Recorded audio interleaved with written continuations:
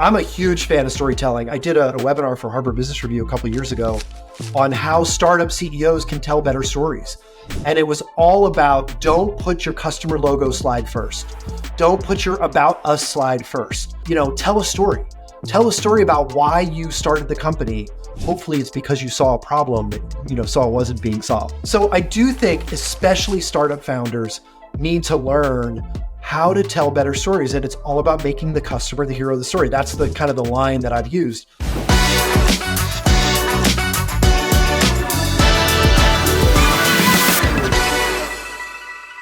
Michael Brenner, glad to have you on the podcast. Yeah, thanks so much for having me. Actually, this is the first time we're meeting, so nice to meet you. Nice to meet you too.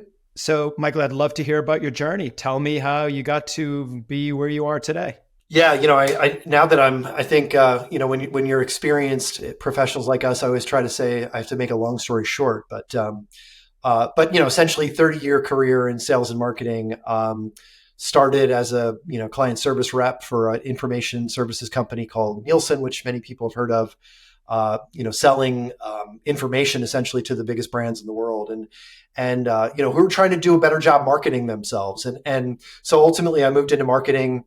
Spent 25 years of my career in marketing. Worked at large companies, small companies, Nielsen, SAP, startups, until ultimately starting my own firm in 2015, which I just exited successfully from back in December. And in that company Marketing Insider Group, we essentially helped startups to unstuck themselves, or whatever term, un-F themselves, or I don't know if I'll let you be the first one to drop the F-bomb. But essentially learning how to do that by focusing on delivering value to customers, educating them in the buying journey, lower promotion, less help, or less promotion, more help, more value, more focus on what customers are really looking for. And so that's kind of the recurring theme of my whole career. Gotcha. So the podcast is how to unfuck your startup. And the reason why I chose to go with that is that I've spent a career of 20 plus years coming into startups to help them get to the next level. And what I've always learned every time, and it's kind of funny, that getting them to the next level means unfucking a lot of dysfunctional, broken stuff. And so when I was thinking about, what do I want my podcast to be about? It was pretty simple. What do I do for a living? I come into these startups and I unfuck them. And from a go-to-market standpoint, and quite frankly, oftentimes that has a lot to do with what's going on in the kitchen, in the back end, where the sausage is made. And, because it's all one big operation, everything's connected. The unfucking process means that you gotta deal with all kinds of stuff. So I'd love to ask you the question. You've in Marketing Insider Group and other endeavors, you've seen a lot of startups. What are some stories, or give me an example of some stuff or some scenarios where things were pretty effed up? Yeah, no, hey, I love the name, by the way. I also believe in using strong language to get people's attention. Believe it or not, I wrote this back in 2019, and I couldn't believe meanpeoplesuck.com was available. And so that's kind of how, I was Googling some, looking on GoDaddy for some available domains, and I found that one. I thought it was pretty good. But the whole book itself, Mean People Suck, really focuses on a lot of the mistakes that I saw leaders make in big companies and small. So one of the through line stories of the book is the very first startup that I became the head of marketing for, the CEO fired me. And what happened was I was the first head of marketing that they had ever had. And I walked in, I talked to all the customers, I talked to all the salespeople, and they all were saying the same thing. This is what you should be doing. This is what you should stop doing. This is what you're really good at. And I presented a marketing plan to focus on those strengths and, basic SWOT analysis. And the CEO, he kind of looked at it and he thought for a minute. And he said, you know what? This is great, but I think you should probably just get on the phones. You used to do sales. Why don't you just start selling? That's the best way you can grow this company. And I was like floored, because I was like, wait, you just hired me to be the head of marketing. I spent, 3 or 4 weeks interviewing everyone, coming up with a marketing plan, and your reaction is to tell me to sell. So I did it for 4 or 5 weeks. I cold called people. I made one sale, I think, for 15 grand. And at the end of it, it wasn't enough, and he fired me. Um, Make a long story really short, the head of the departments in the company went to the board of directors complaining about what had happened with me specifically, and got the CEO fired. And so, the through line of the book was, a lot of companies are really fucked up because they have leaders who lead in a way that they think they're supposed to lead. They tell people what to do without asking for their opinion. They think they know better. They use ego over empathy. And, like I said, the main through line, they don't focus on customer needs. They don't focus on their own strengths and how they can solve those problems. And so, that's the quickest story. I got rehired. I ended up working there for 2 years, totally turned the company around, created a lead generation machine that drove growth for them. So, it was a happy ending, but it was a pretty rough, you have to read the book to hear the rest of the story because there's lots of juicy details. But, that's kind of one story that was, my first experience really with a smaller company. Yeah. So I'll agree with you, Michael. It's about people. And when I come into these companies and I see what's wrong, it's always starts at the top. The company is led poorly, or attention to detail is not focused in the right way. And I notice 8 different ingredients, if you will, that make up a complete dysfunctional environment. 2 of them are always people and, shall I say, operations, like the processes and the tools that are being used. But the number one is people. And it starts at the top, like I said, where you have the leader, the founder of the company, who oftentimes never ever took a class on or studied leadership. So they don't know. They don't know how to motivate people and empower people. I see swim lanes, ambiguous. People don't know what they do versus what the next person that's supposedly in the swim lane next to them does. They don't have clear direction. There's a lot of that goes on. So I'm right there with you. I'd love to learn a little bit more about that book. So, share some specifics, tidbits, if you will, with the audience. I'd love that. Yeah, no, I wasn't looking away from you because I didn't want to look at your handsome face, but I was trying to find in the book just a couple of, and I'd be happy to share sort of the. I have a slide deck that I use in my keynotes for this. That's really it's like a visual guide to the book, so you could just look at the slides and get the gist. But this is a visual I created. I'll just put it up. I don't know if you can see it, but again, I'll share this with you in the show notes. You can share it with your audience, but it's basically I call it the bullseye org chart. And if, you ask most people what's your org chart look like, it's the CEOs at the top, and there's SVPs and VPs. No matter how big a company is, there's always an org chart that looks like a hierarchy. And I say that's fundamentally the problem, that there's nowhere for a customer on an org chart. And so the bullseye is the customers at the center. And every organization has even in accounting and even in HR, there are things that they do that are touching, the deliverables, the outcomes that customers are really care about, all of the things that allow us to get paid when we work for those companies. So, that was one of the core ideas of the book is really let's try to think differently about the org chart and think about structures. And, is every individual organization, the operational processes, do they think about, are they, improving, expanding upon, bettering the lives of the customers that are giving their money over to the companies. So if you had to pick between building an organization that was people first or customer first, which side would you go and why? Yeah, I talk a little bit about that, and that's the whole point of the bullseye is the people only exist because of customers, and so I believe it has to be customer first. Marketing Insider Group is a content marketing agency, and a lot of people in marketing say it's all about the content. No, it's all about the campaign. And no, it's all about the distribution. I'm like, no, it's all about the audience. It's all about the people we're trying to reach, we're trying to serve. It has to be about that. Otherwise, we're focused on the wrong things. We're chasing the wrong objectives. We're measuring the wrong metrics. Now, again, mean people suck. I provide a lot of tips and tricks on how we can help the individuals in an organization better serve customers. But in the end, it's all about the customer. Yeah, no, 100%. I totally agree with that. In fact, Bezos says customer first in everything that Amazon does, and it shows. It clearly shows. Mhm. Let's talk a little bit about what you do quite well is simplification and storytelling. So clearly you come into these companies that hire you for your marketing expertise and your content, or how you deliver that. Um, Tell me a little bit about how you help companies improve their story, but also focus on the fucked up side of it, which is what happens when you don't have the story or have the wrong story. Yeah. I'm so glad we didn't talk about this, I think, coming in, but I'm so glad you went there because I don't know exactly what I'm going to do next. I'm kind of giving myself some time. But, storytelling, thought leadership, sort of, people centric marketing strategies are all sort of in the mix. I'm a huge fan of storytelling. I actually did a webinar for Harvard Business Review a couple of years ago on how startup CEOs can tell better stories. And it was all about don't put your customer logo slide first. Don't put your about us slide first. Tell a story. Tell a story about why you started the company. Hopefully it's because you saw a problem that you saw wasn't being solved.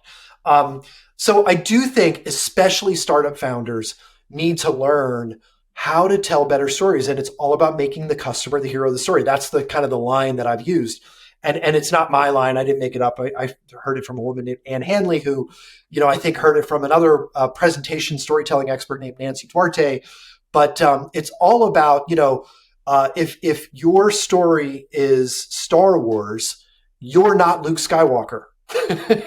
Your customer is Luke Skywalker. Maybe you're Obi-Wan Kenobi. You can be the mentor and the guide, but you're not Luke Skywalker. And that's, forgive, the folks out there who aren't Star Wars fans, but I think everyone knows who that is and what that analogy refers to. And so I really think from a marketing or storytelling perspective, the number one mistake people make is they start presentations with, "Hi, my name is Mike and I'm the CEO of Marketing Insider Group," or, "Hi, we are, this company and this is what we do and this is who we serve and here's our logos." And it's just the absolute wrong way to start a story when you're not focused on the right thing. So, storytelling is huge.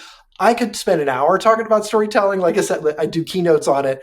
And I love to do them because it's something that every individual, every manager, every employee at any type of company can really become better at. It's actually chapter 7 or 8 in the book, Meet People Suck, because I think it's so important. Do me a favor, Michael. I love this too. Storytelling is critical. I think a good sales rep knows how to tell an awesome story, get people leaning in and excited, and it's wonderful. Give the audience 3 tips that are simple and easy to follow when telling a story to sell a product. Yeah. So, I do this. For example, I do this in my keynotes. I don't deliver case studies in any presentation I've ever delivered. But I do tell usually at least 2 or 3 customer stories. And it starts with a picture of the person. It starts with a picture of the customer. Here is Anne, and she is the chief marketing officer at company ABC. And she woke up one day in a sweat. She couldn't sleep because she was, came to this realization, whatever, so who's the person? That's number 1. Okay. Number 2 is, what journey is that person going to go on? And I geek out on sort of hero journeys and customer storytelling and all that kind of stuff. But part of one of the biggest tips in storytelling is take your audience on a journey where they can see themselves as the hero, right? So what is the journey? Where is Anne, who I just introduced you to? You saw her beautiful face and you understood she woke up in the middle of the night with the night sweats. Okay, well, where is she trying to go, right? So what's the journey she's trying to go on? And then the main thing is, who's the villain? And this is part of my, who's the Darth Vader? This is it's the best part. The analogy I always use is, in a movie, if we watch a 2-hour movie, an hour and 45 minutes is us trying to slay Darth Vader, right? We don't slay him in the beginning. We're learning who Darth Vader is. We're learning who Luke Skywalker is. We're learning where they're trying to go and what their different, journeys have been. It's only in the last 15 minutes that we get a resolution to the story. So, so who's the villain? And, make sure I like to say, marinate in the pain when you're telling a story. Spend 75, 80% of the time when you're talking to a prospect or you're talking to your team in the pain that they're feeling, because then they're totally bought in. That's when you've got that audience leaning in and, waiting by the seat of their pants on what the ultimate conclusion and outcome is. That's why, again, the pitch deck from startup CEOs that starts with, this is who we are, this is what we sell, here's our customers. You've just given away the conclusion of the story. I'm bored, I'm tuned out already, and you're one slide in. So, hold back that conversation. Present yourself as the, sort of the solution to the problem, the weapon that slays the villain, if you will.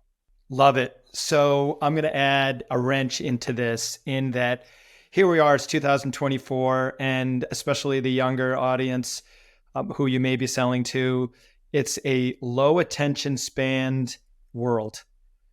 And everything's a swipe right if you don't like it after 8 seconds or 10 seconds. And, in fact, I have a 13-year-old son who I can't get him to sit down and watch a 2-hour movie with me. He's bored after the first 10 minutes if it's not super action and really moving along. And so this is the world that we live in now. How do you tell a story that includes all of those ingredients when you've got a short attention span customer? So I'm gonna jump on top of your analogy, if you don't mind.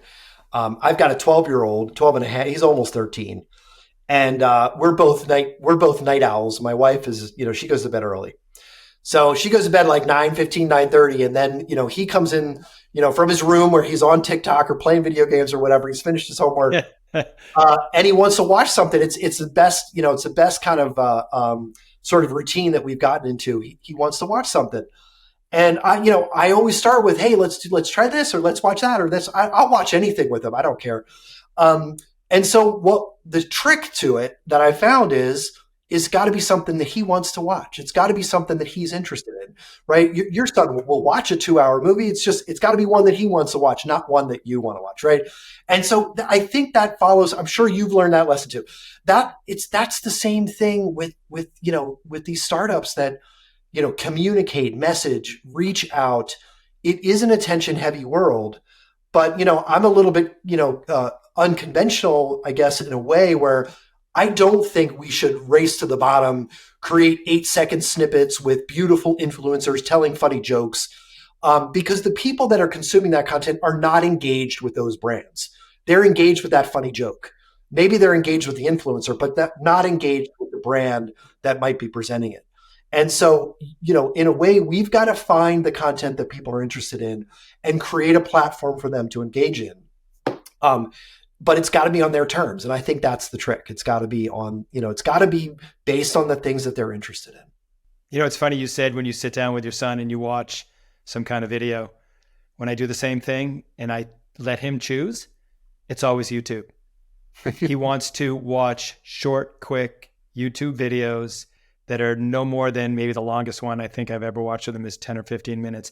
And the ones that are longer, he gets bored and he goes, I don't want to watch this anymore. Let's go choose another one. So there's an abundance, thousands literally, of choices behind the one that you're currently consuming or engaging in, that if you don't like this, if it doesn't meet the criteria, then you're moving on. And in the world of business today, what do you think those criteria are? What is it that's going to get a potential buyer or prospect interested in whatever it is you're selling? Yeah, I mean, I kind of feel like I'm repeating myself a little bit, but every company out there thinks it's the best thing in the world. And they're trying to tell the world that we are the best in the world at doing X. And so one of the easiest ways to break through is just do something a little bit different, which is, hey, do you have this challenge? Or, hey, are you facing this problem? Or, hey, we have customers that look a lot like you and, have problems like yours. Here's one of their stories. And so just by putting customers first, telling stories that, sort of put them at the front and center, you're already ahead of, I don't know what the number is. I don't know if it's 1 in 5 or 1 in 10 or 1 in 100, but you're in the minority. If you just reach out to folks or create marketing messages or do sales pitches, or sales outreach that is purely customer focused. It's not easy. I mean, people see right through it. We what we've done and what I think the attention spans that we've created with all the short content out there is we've become really good filters of bullshit. And so you can't message with bullshit. And I know it's not easy. But 80%, 90%, 95% of companies out there aren't even trying. So just try, test and figure out what is a customer centric message that focuses on their interests, their challenges, their concerns, their problems. And you're going to, I think that's the first step, at least in breaking through the noise. So perfect segue actually into the world of lead gen, which I know is a big part of your career, at least as of late. Lead gen's changing big time. How it's done, what worked back in the day doesn't work today, and now you get AI and all kinds of tools that can automate a lot of that process. What do you think is the approach today that works versus the approach from yesterday, and why? There's a lot to unpack there, but let's just give it a stab, and then we can dig into it as we go. Yeah. Gosh, there's so much there. That's whole nother hour. But I'll try to boil it down. I mean, again, without repeating myself over and over again, the same themes. One of the things that I've found, I was hired by SAP, which is, the world's largest software company that, a lot of people don't know about. But, as the head of digital demand generation, and we had 50 people in the North American marketing department, all trying to do demand generation. They had a couple $1 million of budget. And I looked at all of them and what they were doing. And there was one person who was actually creating return on investment. Mm-hmm. And what she was doing, I basically centralized the budget, made all of them stakeholders, and I just did what she was doing, except I did it for all of our audiences and all of our product lines. And we turned the ROI for the marketing organization in North America from a negative 95%. So for every dollar we were spending, we were losing 95 cents to a positive $3. So for every dollar we were spending, we were generating $3 in revenue. Mm-hmm. All I didn't do anything, super intelligent. All I did was double down on what she was doing for everyone. And all she was doing was creating non-promotional thought leadership, deep research-based content that spoke to the challenges, concerns, and problems of the customers. Now, what does that look like? Then it looked like Forrester webinars. Hey, CIOs, here's the top 10 trends from Forrester. There are still, I know CIOs at companies large and small that still want to hear what the analysts say about the biggest trends for next year. Mm-hmm. I don't think that demand gen has changed that drastically. I think those concepts are still important. Thought leadership, customer focused, inbound mindset, create content that brings people to you. So that's kind of one quick story. Another one, we did some research a couple of years, two years ago. So it's still relevant, I think, changing, but relevant. 75% of the traffic that comes to company websites comes from organic search. Now, if you ask most people, especially startup CEOs, they'll think it comes from campaign spend, social media. We talk to so many CEOs who are like, we need to start by hiring a head of social media or an intern. We're going to hire an intern and she's going to blast stuff out on Instagram and it's going to create all these leads for us. Guess how much traffic Instagram generates for corporate websites? It's less than 0.1%. Social media in general generates less than 1%. Paid campaigns and ads and promotions generate less than 3%. And so organic search is still really important. So, on top of all the things I've already said, thinking about your website as a demand generation capturing machine, an inbound marketing engine, is still really important.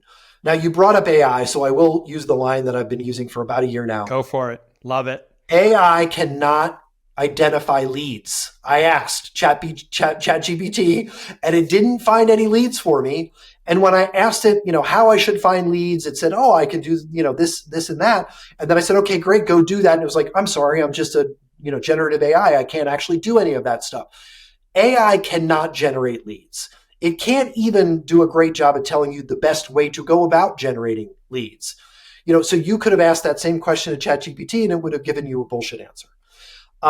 So, again, I do think AI can help. There are certainly some technologies that are doing a great job at targeting. The better they get, this is a really interesting paradox. The better technologies get at targeting people for companies, the better we get as the targets at avoiding that messaging. It's a paradox that people just can't get their arms around. If you buy some $1 million piece of technology that's really smart and knows when somebody clicked on a website that's similar to yours and they might be interested in something they buy, we're just going to get better at avoiding you, because I'm going to reach out when I'm ready to buy something, when I'm ready, on my own terms. And the companies I'm going to reach out to are the ones that aren't trying to target me with a spear and using really great technology. It's the ones that have created, great stories and good thought leadership and maybe share research and all the things we've already talked about. So, again, I could talk for hours on this. You've really got me going on storytelling and thought leadership. No, I'm glad. But yeah, no, I think it's the same message. Like I said, the same throughput. All right. So let's say that I hired you as head of go-to-market for my fucked up startup and I need you to turn things around, right? And I said to you, Michael, here's, $500,000 or here's $1 million for marketing spend. How would you break that up percentage wise? Yeah, I think the first thing I'd say is I don't need that much. And, I always love to have it, but the first thing I would say to that CEO is I don't need it. So I know we've worked together a little bit in the past, but you didn't know the details. I mean, Marketing Insider Group, we do we create the content engine, if you will, for company websites, through articles and ebooks and things like that. It's less than $10,000 a month. So for $100,000, you could create an inbound engine on your startup website as long as it's built the right way. For a tenth of the $1 million that you offered. Now, there are things that you would want to do. You would need lead capture, and there's some technology there. You might want to do some promotion of that content after you've tested what works. I do think that, Google Ads and some of those other things, every company should test them. It does work for some companies. Some of those pay per lead type outbound approaches do work for some companies in some industries. They do not work for most companies in most industries. But again, always recommend testing that. So I'd spend a little bit of money doing that.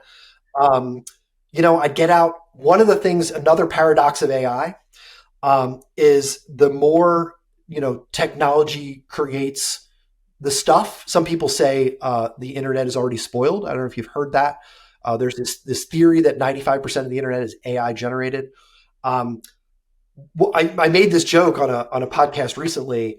I think we're going to get back to steak dinners. When I was in sales, it was account-based marketing. So I had like 10 accounts, and I flew out and I met them and I took them out to dinner, or I went to the events they were going to and I took them out to dinner. I think we're going to see more of that. I think even at startups, I think we got to get to the events. So it's kind of like, let's build a website that people want to go to because it's got great content. There's a lot of advertising and promotion you can waste your money on in the middle. Get out to industry events, get out to your customers, get out to your prospects, take them out to dinner. It's a little bit Back to the Future, or Groundhog Day, or whatever, whatever you want to say. But, human interaction in person, especially after the pandemic, is actually becoming clear to a lot of companies that are doing it well, especially in the SaaS space. As the second most effective, cost-effective lead generation approach. So what I heard is I would take some large portion of whatever the budget is, and I would put it towards a content development and delivery engine. Second thing I heard was I would spend some money on media. Google search is what you mentioned. There's other approaches out there, obviously, depending on what industry you're in. The third thing I heard was events.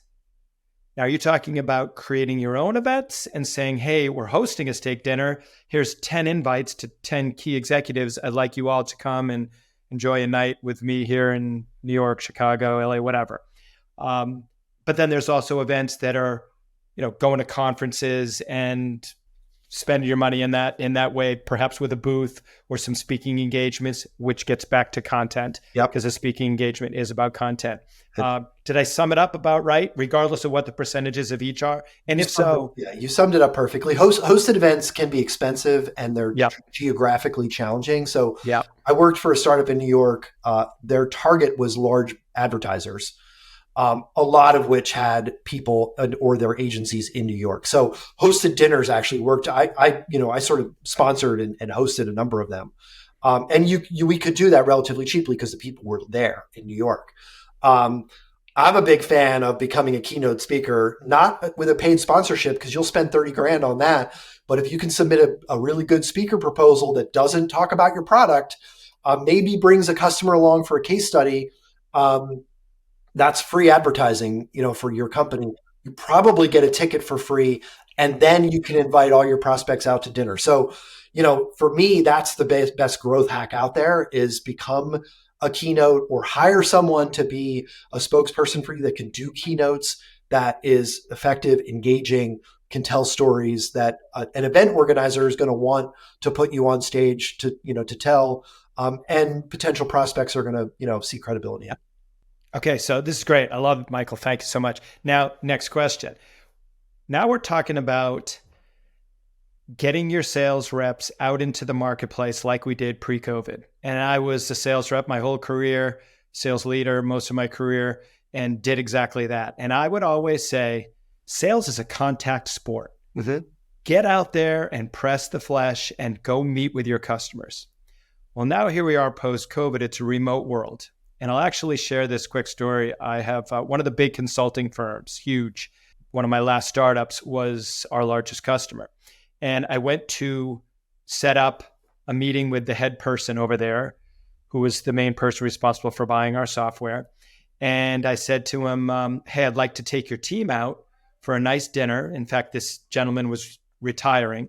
So we wanted to honor him. We wanted to honor the business and wanted to meet the new team that's going to be taking over the business so that we can maintain the relationship. They had to fly people in from different parts of the country just for this meeting. And at one point, one of the women in the meeting, I was sitting next to her at dinner, and I said to her, so where are you located? She told me, and I said, oh, so you're here for a couple of days? She said, no, just for this meeting. I said, the company flew you in just for this meeting? And I was like impressed, because of me. And she's like, well, yeah, but we're honoring so-and-so who's retiring. And I just thought, wow. I scratched my head, and on the plane ride home from that sales call event, I thought to myself, how the fuck are we going to get our salespeople to meet with customers when the buyers, multiple in the same organization, are scattered all over the place? And what's interesting is we went into their office, which is, it's a big company. So they had their name on the building. And obviously I'm keeping it confidential. We went in there, place was freaking empty. There was no employees in there, none. And when I asked, what do you guys do with all this space? The guy looked at me, he goes, should we just pay rent, for this building, which I can't imagine how much it is. So it's a different world out there. What would you tell your sales reps today? How would you mentor them, coach them to get out and press the flesh in an environment like I just described? Yeah, I mean, I think, assuming they're, going to be somewhat regionally based, I still think, inviting people out to coffee. One of the things I noticed, so I'm about 35 minutes from Philadelphia.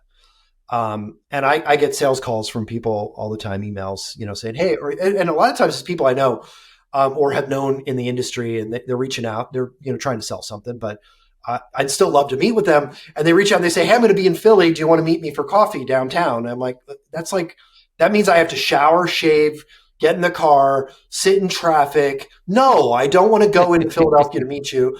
You know what I mean? But if they were like, hey, I live in Westchester, Pennsylvania. Hey, I'm going to be, I'm going to be in the Philadelphia area. I can shoot down to Westchester and buy you a cup of coffee if you want to meet, or lunch at, Panera, whatever. Happy to do that all day long. I actually want to get out of the house. So, I think that there's some nuance, and there's some generational things as well. I think understanding, do people want to get out of the house? Are they really, are they introverted? Are they extroverted? Do they want to get into the city versus not get into the city? that you might be going to. All those kinds of things I think are important. The events thing comes up again too. So like my wife works for a company where they have their big customer event, and there's actually a vendor taking them out to dinner. So the vendor's meeting them at their event and taking them out to dinner. So I think you have to get creative, but I agree with you. I still think it's a contact sport. It just means you have to try a little bit harder. Yeah. So I think there's a lesson there in how to unfuck your company, which is if as a sales leader, you are not directing your team to get out into the marketplace, even though a lot of what we're used to over the last 4 or 5 years is just to do business like we are remotely, virtually right now, having a conversation. If you're not getting your team out into the marketplace, even if it's one-on-one to have a cup of coffee, because that company isn't necessarily able to fly 5 people in to go sit at a conference table, you're fucked. Mm-hmm. Get your people out there, go and press the flesh, because like I said, it's a contact sport. If you're not doing it, your competitors are doing it. Yeah. So yeah, that's a thing these days. So anything you'd like to add before we wrap it up? No, I mean, like I said, I don't know how you did it because, bringing up the storytelling piece, I really think it's the key. All of the problems that you could talk about in a fucked up startup could really be solved with storytelling. And so, I guess I just want to end with, if you're a startup CEO and you feel like, or a leader in a startup that you feel like is pretty fucked right now, I think getting you and your team really trained up on how to tell a story, how to deliver the company story in a storytelling format that's compelling. Reach out to me. I'd be happy to talk. I get so passionate about this. Happy to talk about it, to anyone out there. But that'd be the last thing I'd add is just, become a master of storytelling. And you'll find that it's going to help you in your startup, in your life, and just make you a better leader, overall. That's awesome. Great advice, Michael. It's been a pleasure. I enjoyed kind of giving you the comfort to say fuck on my podcast. And you used it so eloquently and it was wonderful. So I appreciate the comfort there. Certainly we'll look forward to having you on again, because this has been a great conversation. And like you said multiple times, there's a lot here. You could talk about some of this stuff for an hour. Yeah. So let's do another hour one of these days. Sounds good. Yeah, this was fun. Thanks so much for having me. For sure. Thank you, Michael.